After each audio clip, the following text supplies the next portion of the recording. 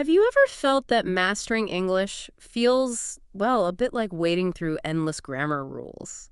Or maybe memorizing vocabulary lists, when all you really want is to just understand how real people talk in real life? Yeah, it's a really common feeling. Today, though, we're going to try something a bit different. We're diving into some moments from one person's daily life. We're calling her Emma. Hmm. Think of like a guided tour through practical conversational English. We'll show you exactly how these everyday interactions, they become real opportunities for learning and connection, too. That's right. Our mission in this deep dive is really to pull out the most important bits, the insights from Emma's sort of daily adventures. We want to help you shortcut your way to feeling, genuinely well-informed and confident in just casual English chat. Uh-huh. We'll look at the specific phrases she uses, those little cultural nuances you might miss, and maybe some of those unexpected aha moments that just make English click and feel natural. Okay, let's get into it. Right. Let's unpack this and start where Emma starts her favorite local coffee shop, the Bean and Leaf. It's like a calm Saturday morning. Oh, I can picture it. Yeah, the sources paint such a vivid scene. That golden light, the smell of fresh coffee, maybe some soft jazz playing. The scent of cinnamon rolls. Exactly. It's clearly more than just a place to grab a drink. It's like a little hub of everyday English in action. Totally. And boom, right away, Emma steps into probably one of the most common situations you'll find yourself in, ordering something. Okay. We hear the barista, super friendly, ask that classic open-ended question. Hi there, what could I get started for you today? Such a standard line. It really is. Yeah. And Emma's reply, hi, I'll have a medium cappuccino, please. And could I get it with oat milk? That's just a perfect example. Yeah. Polite, clear, gets the job done. It's interesting how these patterns repeat, too, because we see Emma go back later, right? We do. And she gets greeted with, good morning, table for one, and then, a few moments later, are you ready to order? Exactly. And what's really insightful here, I think, is how efficient but also polite these exchanges are. These aren't just random words. Yeah. They're kind of like the standard operating procedure. In any cafe or, casual restaurant, you'll hear, I'd like a cappuccino, please. Or maybe, would you like anything to eat with that? All the time. Uh-huh. Standard stuff. And then leaving. The simple, could I have the bill, please? Or when you pay, just, here you go. It's functional, sure, but it also shows respect, keeps things moving smoothly.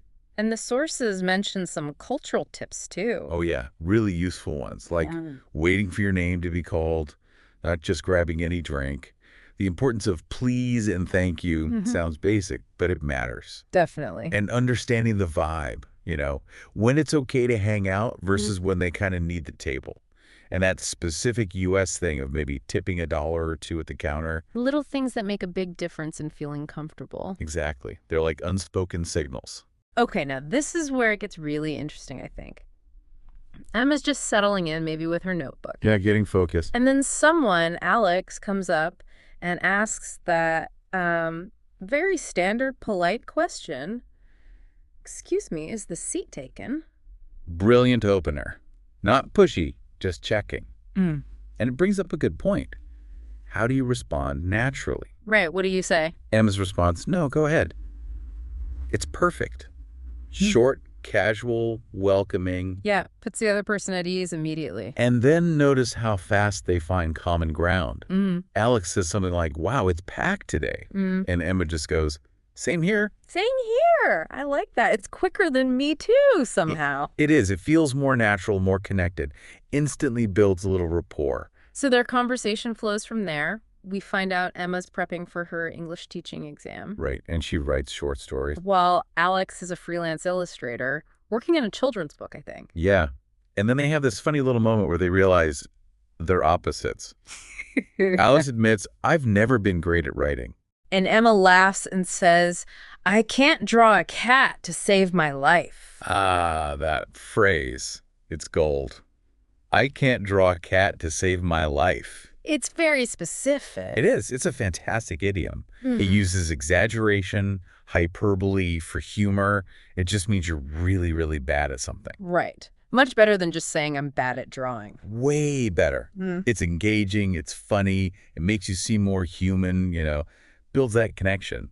And later, Emma recommends the lemon muffins. Yeah. And Alex says, thanks for the tip. Another great natural little phrase. Just a simple thank you for a helpful suggestion. These small phrases really add up. The sources also mention Emma meeting someone else, Margaret, in the park. Another spontaneous chat. Yep, another example. And again, look how it starts. Super simple, classic icebreaker. Lovely morning, isn't it? Almost like you don't even need an answer, really. Exactly. It's just opening the door, conversational lubricant, like you said. Hmm. Then Margaret asks, where did you move from? Okay, a bit more personal. A little. And Emma's answer is good. I used to live in a small town up north. I came here for work and a little adventure, I guess. Gives just enough info. Sounds relatable. That, I guess, makes it sound very natural. It does.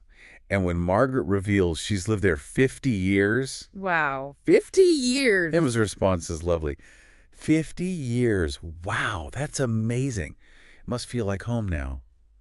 It's warm, shows genuine interest, empathy, Nice. and they even share a little joke about a squirrel having important squirrel business. I like that. It's that kind of lighthearted, shared observation.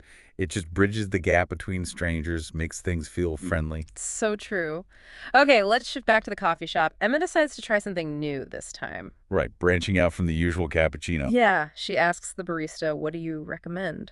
Which is such a great natural question to ask in almost any service situation, isn't it, when you want a suggestion? Definitely. And the barista's explanation is interesting too. Yeah, explaining the difference between a cappuccino, equal parts espresso, steamed milk, foam, and a flat white. Which has more espresso, less foam. Smoother, stronger. Exactly. More espresso, just a thin layer of microfoam. So Emma says, okay, you convinced me. You convinced me. Another good one. Yeah. Perfect phrase for when someone's persuaded you to try something. And then, of course, she adds, to go, please. The classic takeaway request. Simple, essential. Okay, so flat white acquired. Where does Emma head next? The grocery store. The grocery store.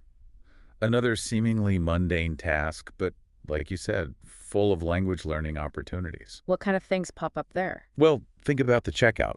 Those standard questions you always get. Did you find everything okay? Always. Or do you need a bag? And listening to how prices are said out loud, like that'll be $23.50 instead of writing $23.50. Hearing it helps you decode it faster. Good point. And vocabulary. Oh, yeah. Tons of useful stuff highlighted in the sources. Things like carton of milk, not just milk, or a pack of spaghetti, a dozen eggs, knowing the term fresh produce. Right, specific ways of grouping items. Exactly. They seem small, but knowing these words really builds your confidence for everyday tasks. Emma even gets a tip from another shopper, apparently. Oh, really? Like what? Something about cherry tomatoes being sweeter. Just a little spontaneous interaction. See, it happens everywhere. You could ask someone, excuse me, where's the almond milk? Or, are these avocados ripe? Precisely. It's about navigating those little moments, planned or unplanned. Okay, so groceries done. Emma heads home to her kitchen. She's making scrambled eggs and toast. Seems pretty solitary, but still language practice. Oh, for sure. Think about all the verbs involved in cooking. She starts with, let's see what I can cook. A common sort of thought out loud. Mm-hmm. Then, crack 2 eggs into a bowl. Notice the specific verb, crack. Not just put. Right. Then add a pinch of salt. Okay. A pinch, that tiny amount. It shows how cooking language can be about feel, not just exact measures. True. Then she might whisk the eggs, that quick, airy beating, different from just stirring them in the pan later, which is slower. Ah, good distinction. Whisk versus stir. Yep. And you've got melt the butter, toast the bread, slice the tomatoes, sprinkle black pepper. All these specific active verbs are super useful day to day. Definitely paints a picture. Okay, last scene. Emma meets friends in the park. Now we're shifting into group conversation. Right. A different dynamic. More casual, maybe faster paced. So what kind of phrases come up here? Well, you get things like, what are you up to this weekend? A really common, casual way to ask about plans. Standard weekend question. Totally. Or maybe someone says, it's been a while since I saw them. You use that when you haven't seen someone or done something for some time. Very versatile. Okay. And agreeing to plans. Ah, yeah.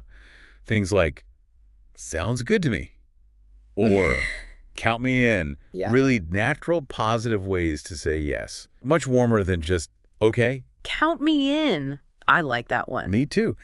And then there's, by the way, such a simple, effective little phrase for changing the subject smoothly. Like, by the way, did you see that movie? Exactly. Or, by the way, does anyone want to grab coffee after this? Mm-hmm. It just helps the conversation flow when you introduce a new idea. These aren't complex grammatical structures. They're social tools, really. Tools for connection. That's a great way to put it. They make group chats feel smoother, more natural. So we've really followed Emma through her day, haven't we? From that quiet coffee ritual The ordering. to bumping into Alex, meeting Margaret, trying something new, even just cooking and then chatting with friends. Yeah. And what we've hopefully pulled out are those, like you said, golden threads of natural, everyday English. Mm-hmm. The stuff woven into real life. It really shows that learning English isn't just about, textbook grammar or memorizing lists, is it? Not at all. Yeah. It's so much about using these specific, authentic phrases in context. Whether you're ordering that coffee, making small talk, asking for a recommendation, or just hanging out with friends. Hmm.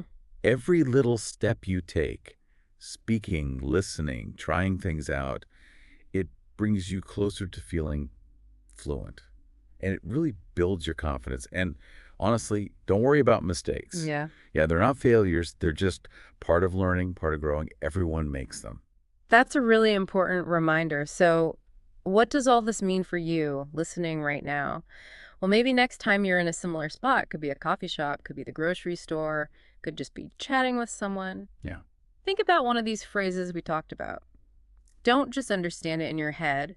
Try actually using it. That's the key step, which leads to, I guess, a final thought or maybe a question for you to mull over. Yeah, okay.